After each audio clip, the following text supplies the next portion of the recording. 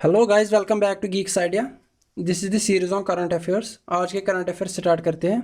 तो स्टार्ट करने से पहले चैनल को लाइक सब्सक्राइब ज़रूर कीजिए और वीडियो को लाइक शेयर करना। बेल आइकन को दबाना ना भूलिए ताकि जो भी नया वीडियो हम अपलोड करेंगे उसकी नोटिफिकेशन आपको ज़रूर मिले। हमारी एक टेलीग्राम चैनल भी है गीक्स आइडिया, तो अगर किसी को वहाँ पे ज्वाइन करना होगा मैं कमेंट सेक्शन में उसकी लिंक प्रोवाइड करूँगा, तो उस पर क्लिक करके ज्वाइन हो जाना। वहाँ पे हम पीडीएफ प्रोवाइड करेंगे। इस मंथ की पूरी जो पीडीएफ है उसको मर्ज करके हम एक ही फाइल बना के आपको प्रोवाइड करेंगे। तो स्टार्ट करते हैं। आज का पहला क्वेश्चन है, very large telescope is located in. ये European southern observatory northern Chile में है, वहाँ पे ये लार्ज टेलीस्कोप है। इसके 4 पार्ट्स है एक्चुअली, उनको अलग अलग से उनसे अलग अलग ऑब्जर्वेशन की जाती है, लेकिन जब इकट्ठे उनको मिला के एक ऑब्जर्वेशन करते हैं तो हाई रेजोल्यूशन ये रिजल्ट देते हैं। तो रिसेंटली इसने क्या किया, इसने एक नए स्टार की बर्थ हिस्ट्री में पहली बार एक नया स्टार का जन्म देखने को मिला। किस सिस्टम में? AB ऑरिगाई स्टार सिस्टम में। ये जो VLT है, वेरी लार्ज टेलीस्कोप, ये ऑपरेट करता है इंफ्रारेड वेवलेंथ पे। आप कमेंट सेक्शन में ज़रूर ये लिखिए कि जो चिल्ली है इसकी कैपिटल क्या है, इसकी कैपिटल क्या है। जितना आप एंगेज हो जाओगे मेरे साथ, आप खुद भी थोड़ा बहुत सर्च वर्च करोगे, उतना आपको याद रहेगा। क्योंकि सिर्फ देखने से या करने से कुछ नहीं होगा, आपको पहले कुछ काम भी करना होता है। जितना आप लिखोगे, पढ़ोगे या सर्च करोगे, उतना आपको याद रहेगा। और अगर रिवाइज भी बहुत ज़रूरी है ताकि आपको याद रहे, रिविजन बहुत ज़रूरी है। क्वेश्चन नंबर 2 है, Indian national super model was launched by department of science and technology. ये काम करता है under ministry of science and technology. ये मॉडल क्यों लॉन्च किया गया? To help monitor transmission of कोविड-19 इन्फेक्शन। क्वेश्चन नंबर 3 है, international Everest day is observed on. कब मनाया जाता है? 29 मई को।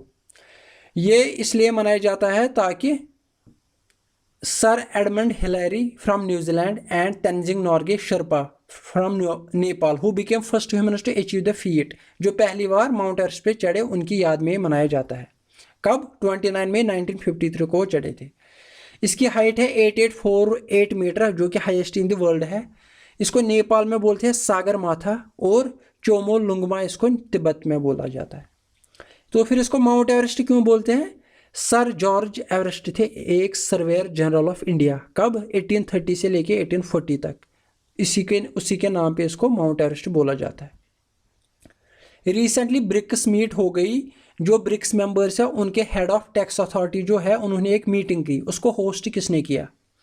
इससे पहले भी सऊदी अरेबिया ने एक मीटिंग को होस्ट किया, जो कि वीडियो कॉन्फ्रेंस थी। वो कौन सी मीटिंग थी? उसके बाद रशिया ने एक और मीटिंग को होस्ट किया। वो कौन से थे? वो कमेंट सेक्शन में ज़रूर लिखिए, उससे पता चलेगा आपको कितना, आप लोगों ने कितना रिवीजन किया और आप लोगों को कितना याद है।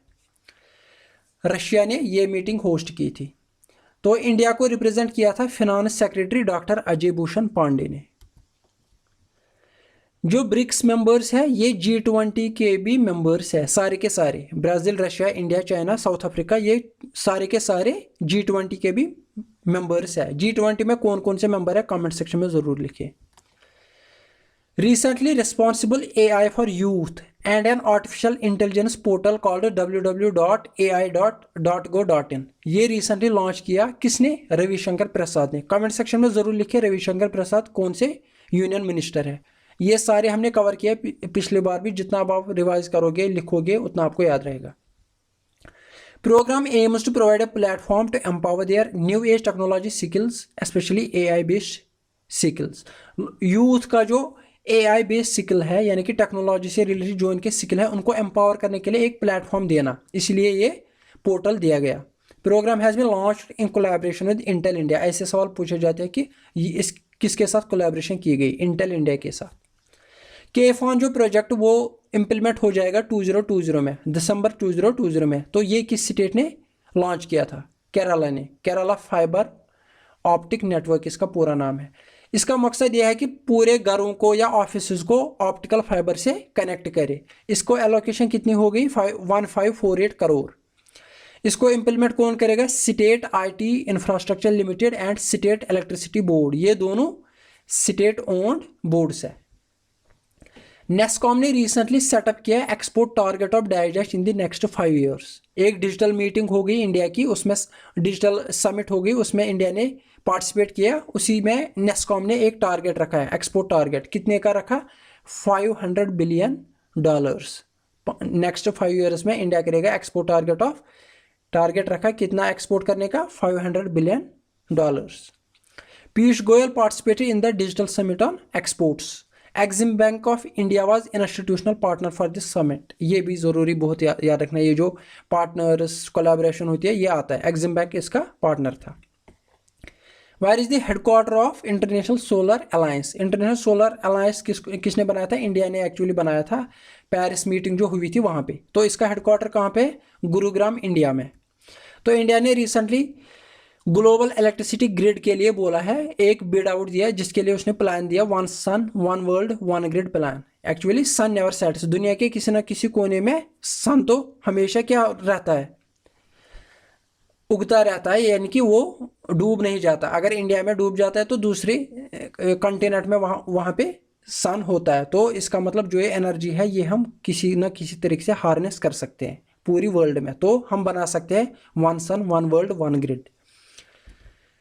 विच NGO was conferred with the WHO's world no tobacco day award. जैसे कि कल हमने देखा कि वर्ल्ड नो टोबैको डे कब मनाया जाता है, तो ये अवार्ड किसको दिया गया, ये दिया गया socio economic and educational development society, seeds.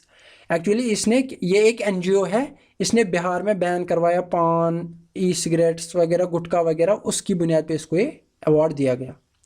तो होप आपको आज का लेक्चर पसंद आया होगा। थैंक यू वेरी मच, मिलते हैं अगले वीडियो में, तब तक के लिए धन्यवाद।